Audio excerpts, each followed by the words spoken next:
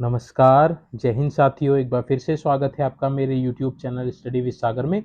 आशा करता हूँ आप सभी लोग अच्छे होंगे, आपकी तैयारी अच्छी चल रही होगी। देखिए, करंट अफेयर्स की हम लोगों ने क्लासेस की सीरीज चला रखी है। आज हम क्लास 4th करने वाले हैं। इससे पहले आपकी 3 क्लासेस करंट अफेयर्स की ऑलरेडी आ चुकी हैं, तो जिन बच्चों ने अभी वह करंट अफेयर्स की सीरीज की 3 क्लासेस नहीं देखी हैं, तो आप उनको भी देख लीजिएगा। आज ये चौथी क्लास आपकी रहने वाली है। तो जो करंट अफेयर्स की क्लास है, यह आपके आगामी आने वाली आबकारी, परिवहन सिपाही और आपका उत्तराखंड पुलिस सब इंस्पेक्टर और जितने भी आपके उत्तराखंड के एग्जाम होने वाले हैं, यूके और यूके ट्रिपल एस उन सभी के लिए इंपॉर्टेंट होने वाली है। साथ में आपका आर का जो मेंस एग्जाम होगा, उसके लिए भी ये क्लास बहुत इंपॉर्टेंट होने वाली है। तो करंट अफेयर्स के इंपॉर्टेंट क्वेश्चंस को हम लोग यहाँ पे डिस्कस करेंगे। बहुत अच्छे अच्छे क्वेश्चन जो परीक्षा की दृष्टि से आपके लिए बहुत इंपॉर्टेंट रहने वाले हैं। इनके पूछे जाने के चांसेस बहुत ज़्यादा हैं, तो उन्हीं क्वेश्चन को इसमें मैंने रखा है। तो वीडियो बहुत इंटरेस्टिंग होने वाली है, तो वीडियो को आप एंड तक जरूर देखिएगा। जो बच्चे नए हैं, जिन्होंने अभी चैनल सब्सक्राइब नहीं किया है, तो प्लीज़ आप चैनल को सब्सक्राइब कर लीजिएगा, क्योंकि जॉब के रिगार्डिंग इस चैनल पे अपडेट्स रेगुलरली अपलोड की जाती हैं, ताकि आपको कोई भी आपसे इम्पोर्टेंट जितनी भी न्यूज़ रहती हैं आपकी जॉब के रिगार्डिंग, वह आपसे मिस ना हो पाए, कोई भी महत्वपूर्ण जानकारी आपसे मिस ना हो पाए। साथ में देखिए, मैथ की, रीजनिंग की, करंट अफेयर्स की और जनरल नॉलेज की क्लासेस यहाँ पे regularly free of cost upload की जाती हैं, जो आपको आपके परीक्षा में सफलता प्राप्त करने में सहायता करेंगी। तो चलिए, आज का जो सेशन है, आज का इस सेशन को हम लोग स्टार्ट कर लेते हैं। तो देखिए, सबसे पहला क्वेश्चन है, इसरो ने देखिए हाल ही में रीयूजेबल लॉन्च व्हीकल यानी कि RLV के लैंडिंग मिशन की सफल टेस्टिंग की है। इसे क्या नाम दिया गया है? तो ये एक अच्छा क्वेश्चन है, परीक्षा में पूछा जा सकता है। देखिए, इसमें जो नाम दिया गया है, वह नाम दिया गया है पुष्पक। तो इसका जो पहला ऑप्शन है, ऑप्शन ए, इसका सही जवाब होगा। तो ये जो मिशन है, इस मिशन को क्या नाम दिया है? पुष्पक नाम दिया है। अब देखिए, भारतीय अंतरिक्ष अनुसंधान संगठन यानी कि इसरो की आपको स्थापना पता है कि कितनी तारीख को, कब हुई थी? तो इसरो की जो स्थापना है, वह 15 अगस्त 1969 को हुई थी। इसका जो मुख्यालय वह कहाँ है? बेंगलुरु में है। बेंगलुरु में इसका मुख्यालय। तो आपने ये भी याद रखना है कि स्थापना कब हुई थी और इसका मुख्यालय बेंगलुरु में है। तो इसरो ने देखिए 22 मार्च 2024 की सुबह अपने रीयूजेबल लॉन्चिंग व्हीकल यानी कि RLV की लैंडिंग का सफल परीक्षण किया है। इसका नाम क्या रखा है उन्होंने? पुष्पक रखा है। यहाँ पे लिखा है इसका नाम पुष्पक रखा है। और ये जो लैंडिंग हुई है, वह कहाँ पे हुई है? ये देखिए, ये सिटी भी याद रखनी है। आंध्र प्रदेश के चित्रदुर्ग चेल्लाकेरे में इसकी लैंडिंग हुई है। तो किस राज्य में हुई है? आपके आंध्र प्रदेश में हुई है। तो ये भी आपने याद रखना है। पुष्पक देखिए क्या है? पुष्पक खास तरह का स्पेस शटल है। मतलब जो पुष्पक है, ये पुष्पक क्या है? ये रीयूजेबल लॉन्चिंग व्हीकल है। इसके द्वारा क्या करेंगे? स्पेस शटल में, अंतरिक्ष में सैटेलाइट्स और कार्गो ले जाने का काम करेगा। तो ये स्पेस में आपका जो सैटेलाइट्स होती हैं, जिनके माध्यम से कम्युनिकेशन होता है, उनको और कार्गो को ले जाने का काम करेगा। और ये रीयूजेबल लॉन्चिंग व्हीकल है, तो इनको ले जाने के बाद ये वापस पृथ्वी पर आएगा और इसका दोबारा से यूज किया जा सकता है। तो ये बहुत बहुत बड़ी एक तरह से उपलब्धि है भारत के लिए कि उन्होंने इसका एक सफल परीक्षण कर लिया है। इसका नाम पुष्पक रखा है, जिसके बाद देखिए जो भी लॉन्चिंग व्हीकल होंगे उनको रीयूज कर पाएंगे इस टेक्निक का यूज करके। तो ये पहला क्वेश्चन था, बहुत अच्छा क्वेश्चन था। नेक्स्ट देखिए, अगला क्वेश्चन है, प्रश्न नंबर 2, चंद्रयान 3 लैंडिंग साइट को अंतर्राष्ट्रीय खगोलीय संघ ने मान्यता दे दी और इसका क्या नाम रखा है? आप सभी को पता है कि चंद्रयान 3 की जो आपकी जो लॉन्चिंग थी, वो 14 जुलाई 2023 में की गई थी, आप सभी को पता होगा। और ये जो इसमें आपका क्या बोलते हैं कि जहां पे ये लैंडिंग हुई थी, उस स्थान को आप सभी को पता होगा कि क्या नाम दिया गया था? शिव शक्ति पॉइंट उसको नाम दिया गया था। तो ये नाम तो देखिए 26 अगस्त 2023 को ही दे दिया गया था प्रधानमंत्री जी द्वारा।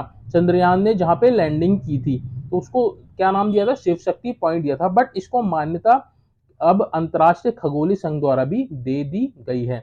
19 मार्च को देखिए यानी कि जब हमारा जो लॉन्चिंग हुआ था उसके 7 महीने बाद 19 मार्च को इंटरनेशनल एस्ट्रोनॉमी यूनियन यानी कि IAU के ने इस नाम को मंजूरी दे दी है। किस नाम को? शिव शक्ति पॉइंट को। तो इसका जो सही जवाब हो जाएगा ऑप्शन नंबर बी हो जाएगा, शिव शक्ति पॉइंट। इसका शिव शक्ति इसका नाम रखा है जहां पे चंद्रयान 3 ने लैंडिंग की थी। और ये कब आपका स्पेस में गया था? 14 जुलाई 2023 में ये गया था। तो ये इतनी पॉइंट्स इसमें से आपको याद रखने हैं। नेक्स्ट देखिए अगला क्वेश्चन देख लेते हैं।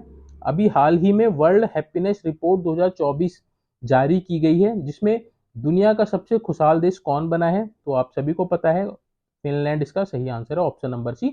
फिनलैंड देखिए देश का पूरी दुनिया का सबसे हैप्पीएस्ट कंट्री बना है। तो फिनलैंड नाम से ही पता चला है, जिसमें फिन है यानी कि फन है, तो इसलिए सबसे खुशहाल देश भी है। और देखिए फिनलैंड ने एक बार फिर लगातार 7वें साल, तो लगातार 7वें साल यह नंबर 1 पे रहा है दुनिया के सबसे खुशहाल देशों के किताब में अपना नाम किया है। तो सबसे पहला रैंक इसने प्राप्त किया, किसने? फिनलैंड ने। अब 143 देशों की ये सूची थी टोटल, जिसमें से फिनलैंड नंबर 1 पे रहा है। और देखिए सबसे लास्ट में कौन रहा है? सबसे लास्ट में अफगानिस्तान रहा है।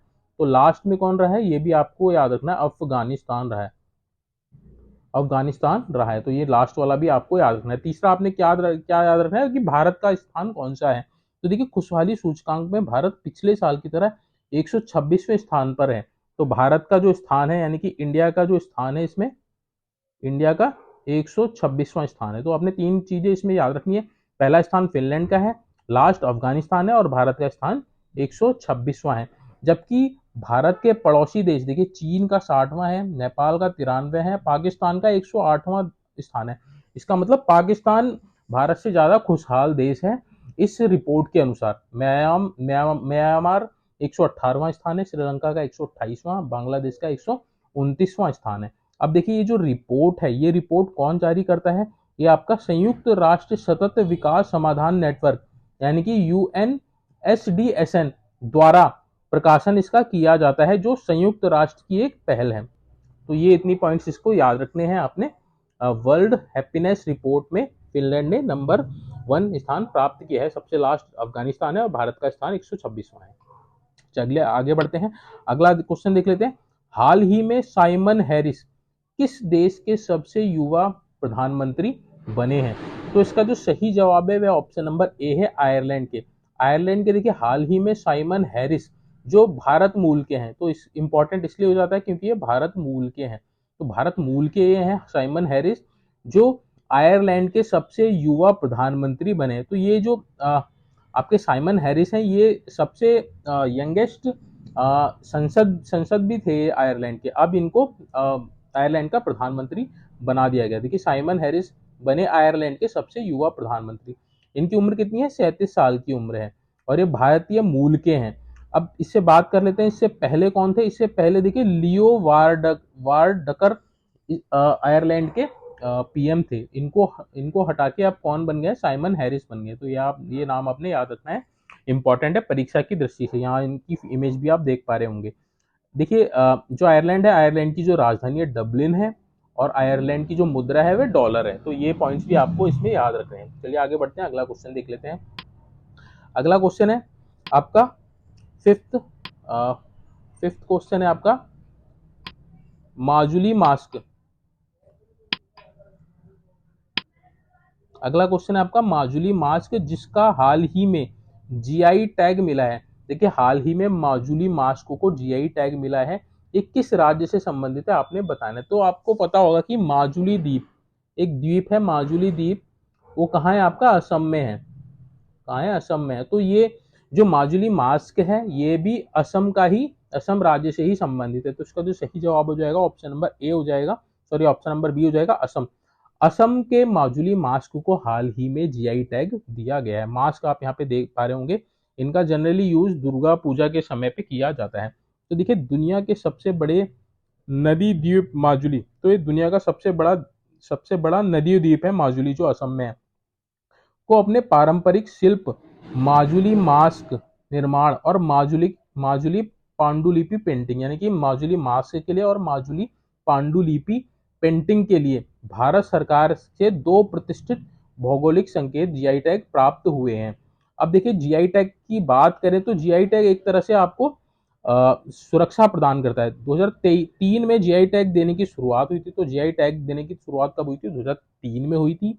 साल 2024 में सबसे पहले पश्चिम बंगाल की दार्जिलिंग चाय को जीआई टैग दिया गया था। तो सबसे पहले अगर बात करें तो किसको दिया गया था? पश्चिम बंगाल की दार्जिलिंग चाय को सबसे पहले जीआई टैग दिया गया था 2004 में। तो इतने पॉइंट्स आपको याद रखने हैं।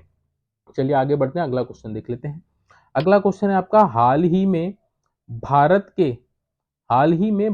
के किस देश के साथ टाइगर ट्रायम्फ 24 का आयोजन किया है? तो टाइगर ट्रायम्फ क्या है? एक तरह का सैन्य अभ्यास है ये आपका। तो ये आपने याद रखना है। कई बार केवल आपसे ये पूछेगा कि टाइगर ट्रायम्फ 2024 क्या है? तो ये एक तरह का सैन्य अभ्यास है और ये भारत और किस देश के बीच में हुआ है? तो इसका जो सही जवाब हो जाएगा ऑप्शन नंबर सी, अमेरिका। तो भारत और अमेरिका के बीच टाइगर ट्रायम्फ 2024 का आयोजन किया गया है। तो यहाँ पे देखिए भारत और अमेरिका के बीच में ये हुआ है। ये एक युद्ध अभ्यास यानी कि सैन्य अभ्यास है। टाइगर ट्रम्प 2024 का आयोजन 18 से 23 मार्च 2024 तक पूर्वी समुद्री तट, अगर आपसे पूछेगा कि कहाँ हुआ तो आपने बताया ना पूर्वी समुद्री तट पर किया जा रहा है।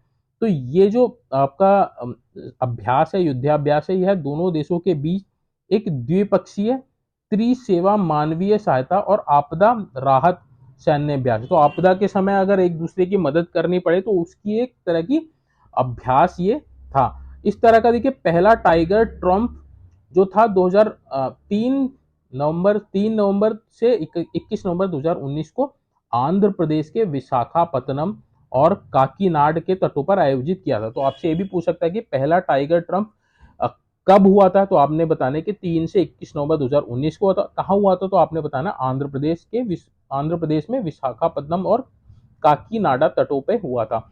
और अभी 2024 में अगर पूछेगा कि कहाँ हुआ तो आपने बताना पूर्वी समुद्री तट में हुआ था। और कब से कब? 18 से 31 मार्च 2024। और किन देशों के बीच? तो भारत और अमेरिका के बीच। तो इतने पॉइंट्स आपको इसमें से याद रखने हैं। चलिए आगे बढ़ते हैं, अगला क्वेश्चन हम लोग देख लेते हैं। अगला क्वेश्चन है आपका, स्टार्टअप महाकुंभ का आयोजन किस शहर में निम्नलिखित स्थान पर किया गया? तो आपने बताना है कि स्टार्टअप महाकुंभ का आयोजन कहाँ हुआ था। ऑप्शन ए दे रखा है मुंबई, ऑप्शन बी दे रखा है नई दिल्ली, ऑप्शन सी दे रखा है कोलकाता, ऑप्शन डी दे रखा है चेन्नई। तो इसका जो स्टार्टअप महाकुंभ का जो आयोजन था ये आपका नई दिल्ली में हुआ था। तो नई दिल्ली में हुआ था ये। इसका आप इसमें देख भी सकते हैं डायग्राम, ये जो दे रखा है स्टार्टअप महाकुंभ भारत इनोवेटिव मार्च 18 से 20 2024 को हुआ था। कहाँ हुआ था? भारत मंडपम एंड प्रगति मैदान न्यू दिल्ली में हुआ था।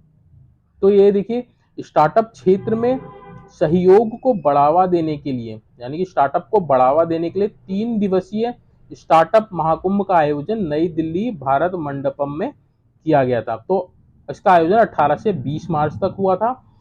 इसका जो शिलान्यास या फिर इसका उद्घाटन आप कहें तो भारत के प्रधानमंत्री श्री नरेंद्र मोदी जी द्वारा किया गया था नई दिल्ली में। तो इतने पॉइंट्स आपको इसमें से याद रखने हैं। ये इंपॉर्टेंट क्वेश्चन है परीक्षा की दृष्टि से। नेक्स्ट देखिए आगे हम लोग बात करते हैं, हाल ही में चुनाव आयोग ने दिव्यांग व्यक्तियों के लिए की सुविधा के लिए कौन सी एक ऐप लॉन्च की है। तो उस ऐप का नाम आपने बताना है कि उस ऐप का नाम क्या है। तो उस ऐप का जो नाम है वह ऑप्शन नंबर ए है, सक्षम ऐप। सक्षम ऐप चुनाव आयोग द्वारा दिव्यांग व्यक्तियों और 85 वर्ष से अधिक उम्र के नागरिकों के लिए एक ऐप लॉन्च की है।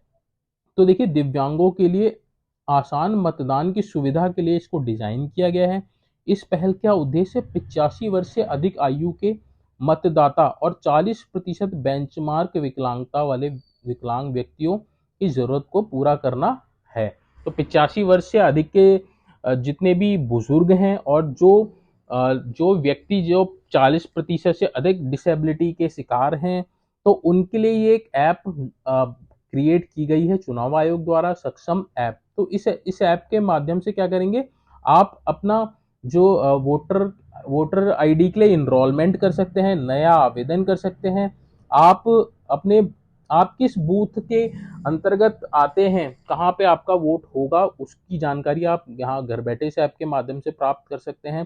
साथ में अगर आप चलने में असमर्थ हैं और या फिर किसी कारण आप अपना वोट अपना किसी अन्य स्थान पे अपना वोट देना चाहते हैं, तो उसका स्थानांतरण भी आप इस ऐप के माध्यम से कर सकते हैं। तो कई सारी सुविधाएं इसमें इस ऐप के माध्यम से दिव्यांग व्यक्तियों और 85 वर्ष के अधिक आयु के व्यक्तियों को दी गई है। तो अच्छी ऐप है ये, सक्षम ऐप इसका नाम है, तो आपको नाम याद रखना है, सक्षम ऐप। चलिए आगे बढ़ते हैं, अगला क्वेश्चन देख लेते हैं।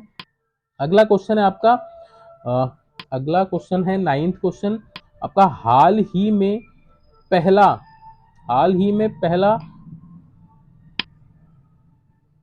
एक सेकेंड। अगला क्वेश्चन है 9th आपका। हाल ही में पहला परमाणु ऊर्जा शिखर सम्मेलन कहाँ आयोजित किया गया? तो ऑप्शन ए दे रखा है लंदन, ऑप्शन बी दे रखा है ब्रुसेल्स, ऑप्शन सी दे रखा है न्यूयॉर्क, ऑप्शन डी दे रखा है चीन। तो इसका जो सही जवाब है वह ऑप्शन नंबर बी है, ब्रुसेल्स। देखिए हाल ही में पहला, ये सबसे पहला परमाणु ऊर्जा शिखर सम्मेलन है जो परमाणु ऊर्जा को बढ़ावा देने के लिए आयोजन किया गया था। इसका कहाँ किया गया था ये आपने याद रखना है, इंपॉर्टेंट है। ब्रुसेल्स में इसका आयोजन किया गया था। आगे बात कर लेते हैं। तो देखिए ये पहला आपका परमाणु ऊर्जा शिखर सम्मेलन है 2024 जो ब्रुसेल्स में आयोजित किया गया था। शिखर सम्मेलन के 2 सह मेजबान है। तो मेजबान कौन है इस शिखर सम्मेलन के? एक था आपका अंतर्राष्ट्रीय परमाणु ऊर्जा एजेंसी यानी कि IAEA, अंतर्राष्ट्रीय परमाणु ऊर्जा एजेंसी, और दूसरा बेल्जियम। तो इन दोनों की मेजबानी में यह शिखर सम्मेलन हुआ है।